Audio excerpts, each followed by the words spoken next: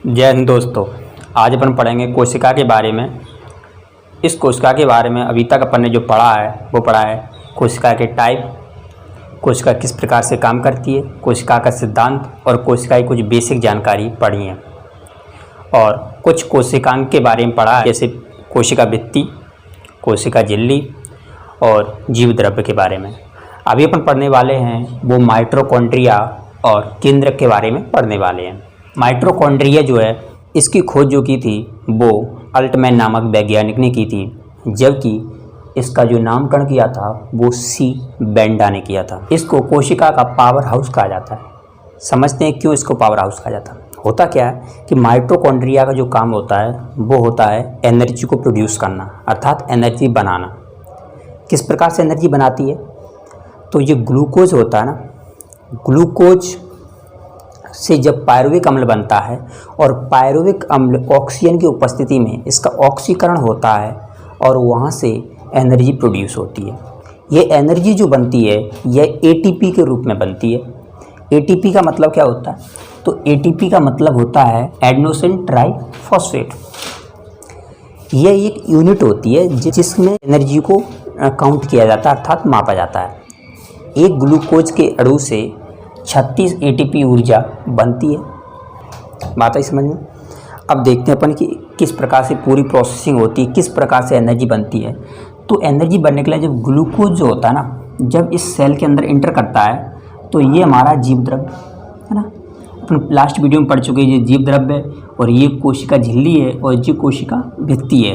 अब हम माइटोकॉन्ड्रिया के बारे में पढ़ रहे हैं। तो जब जो ग्लूकोज इस सेल के अंदर इंटर करता है तो ये जीव द्रव्य जो है ना, उस ग्लूकोज के अणु को पायरुविक अम्ल में कन्वर्ट कर देता है। पायरुविक अम्ल और प्लस में 2 एटीपी ऊर्जा बनाता है, 2 एटीपी ऊर्जा बनाता है और पायरुविक अम्ल में कन्वर्ट कर देता है। यह पायरुविक अम्ल जब ये माइटोकॉन्ड्रिया के पास में पहुंचता है और माइटोकॉन्ड्रिया के पास होता है ऑक्सीजन, यह पायरुविक अम्ल प्लस ऑक्सीजन के साथ में इसका ऑक्सीकरण करता है और CO2 प्लस H2O और प्लस 36 ATP एनर्जी प्रोड्यूस होती है। ये पूरी प्रोसेसिंग होती है माइटोकॉन्ड्रिया के अंदर, है ना। और इसीलिए इसको कोशिका का पावर हाउस कहा जाता है, क्योंकि यहाँ पर क्या बनती है? एनर्जी बनती है। ठीक है।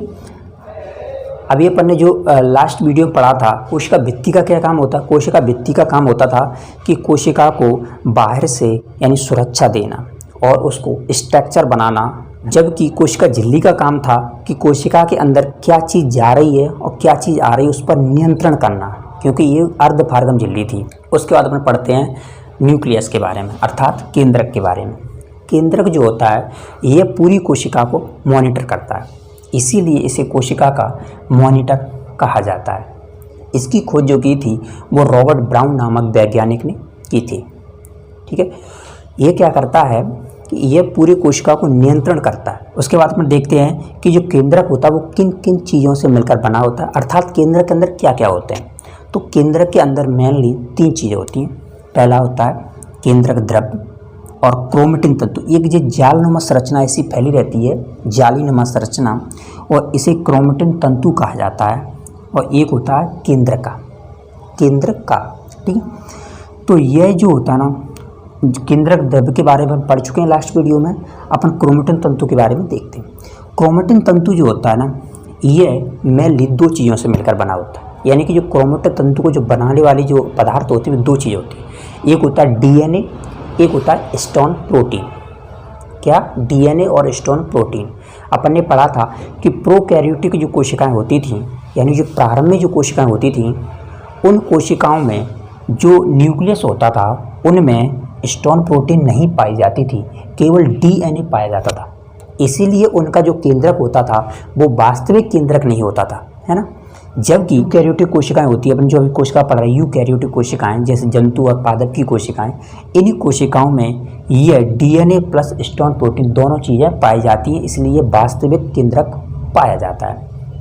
बात आई समझ में? इसका काम क्या होता है इस क्रोमेटिन तंतु का? तो एक क्रोमेटिन तंतु जब सेल का डिवीजन होता है, क्रोमेटिन तंतु, हमें इसकी लंबाई जहाँ दिख रही है, लंबाई कम होकर और इसकी मोटाई बढ़ जाती है, जब मोटाई बढ़ जाती है तो इसको फिर कहने लगते हैं क्रोमोसोम। इसी क्रोमेटिन तंतु को क्रोमोसोम कहा जाता है। ठीक है, क्रोमोसोम क्या करता है? तो क्रोमोसोम जो होता है वो आनुवांशिक पदार्थों का वाहक होता है। कैसे? देखो, डीएनए क्या है? डीएनए एक आनुवांशिक पदार्थ है और क्रोमोसोम क्या करता है? डीएनए को ले जाता है एक सेल से दूसरे सेल में। क्योंकि क्रोमोसोम किस चीज़ का बना हुआ है? क्रोमेटिन तंतु। क्रोमेटिन तंतु में क्या है? DNA plus histone protein. तो क्रोमोसोम क्या ले जा रहा है? डीएनए ले जा रहा है। और डीएनए क्या है? डीएनए एक आनुवांशिक पदार्थ है, इसीलिए क्रोमोसोम को आनुवांशिक लक्षणों का वाहक कहा जाता है, ले जाने वाला कहा जाता है। बात आई समझ में? और क्रोमोसोम हमेशा जुड्डी में रहता है, यानी कि दो रहते हैं, पेयर में रहते हैं। दोनों क्रोमोसोम जिस जगह पर एक दूसरे से मिलते हैं उस जगह को, उस पॉइंट को कहा जाता है सेंटीमियर। यानी कि सेंटीमियर नामक जगह पर ये दोनों क्रोमोसोम एक दूसरे से मिलते हैं। बात आई समझ में? क्रोमोसोम की जो खोज की थी वो नागेली नामक वैज्ञानिक ने की थी, जबकि इसका नामकरण किया था वो बाल्डेयर ने किया था। क्रोमोसोम की संख्या मानव में कितनी होती है? तो मानव में क्रोमोसोम की संख्या 23 जोड़ा होती है, जबकि इस पृथ्वी पर सबसे ज़्यादा क्रोमोसोम होते हैं ओफियोग्यूलोसम में पाए जाते हैं। 630 जोड़ा क्रोमोसोम पाए जाते हैं, अर्थात 1260 क्रोमोसोम पाए जाते हैं, जो कि इस पृथ्वी पर सबसे अधिक है। अगर वीडियो आपको अच्छी लगी हो तो लाइक कीजिए, सब्सक्राइब कीजिए चैनल को और वीडियो को शेयर कीजिए। जय हिंद।